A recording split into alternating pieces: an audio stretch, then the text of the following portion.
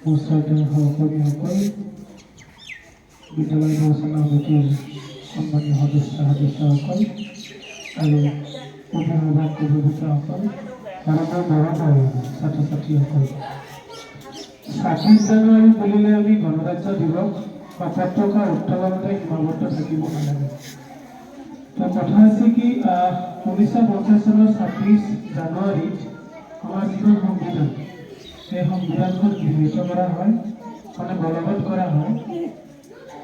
ইয়াৰ আগতে আমি আছিলোঁ আমাৰ সভাপতিদেৱে কোৱাৰ দৰে কথাখিনি একেই, অলপ মানে ভয় ভগাই ক'ব লাগিব।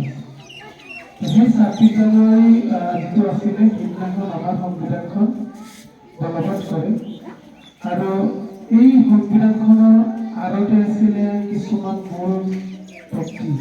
তাৰে মাজত আছিলে আমাৰ সভাপতি ডক্টৰ বি.আৰ. আম্বেদকাৰ।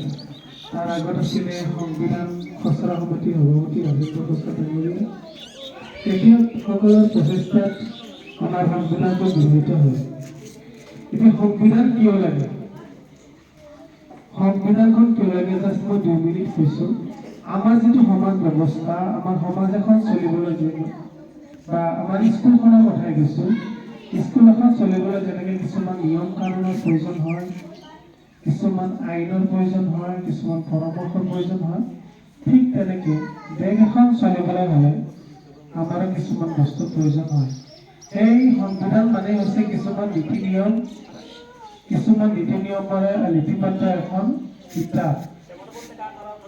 আৰু বৰ্তমান সেই সংবিধানখনত এটাই কৈছিল যে ধৰ্ম, জাতি, ভাষা, জনগোষ্ঠী, বগা, কলা, ওখ চাপৰ সকলো সমান নিৰ্বিশেষে। কিন্তু আজিৰ দিনটোত আমি সকলোৱে সেই কথাটো মনত ৰাখি চলিব লাগে যে আমাৰ কোনো জাতি নাই, আমাৰ কোনো অমুক নাই, তমুক নাই, আমি সকলো সমান। আমি সকলো এই হিন্দু হওক, মুছলিম হওক, বড়ো হওক, জনগোষ্ঠীয় হওক বা মিয়া, দেশী, জনা যি কয়, সকলো মানুহখিনি যে আমি সকলো সমান। আৰু সেই সমতাৰ অধিকাৰ, মানে সমান হোৱাৰ অধিকাৰ আমাৰ এই ভাৰতীয় সংবিধানখনে দিছে।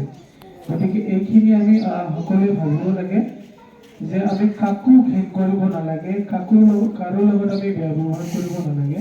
সকলোৱে আমি সমতাৰে, সমান দৃষ্টিৰে এইখন সমাজখন, যাতে আমাৰ দেশখন আমি কেনেকৈ আগবঢ়াই লৈ যাব পাৰোঁ, সেই প্ৰচেষ্টাই আমি ল'ব লাগে। এইখিনি কৈ মোৰ চমু বক্তব্য সামৰণি মাৰিছোঁ। ধন্যবাদ। জয় হিন্দ।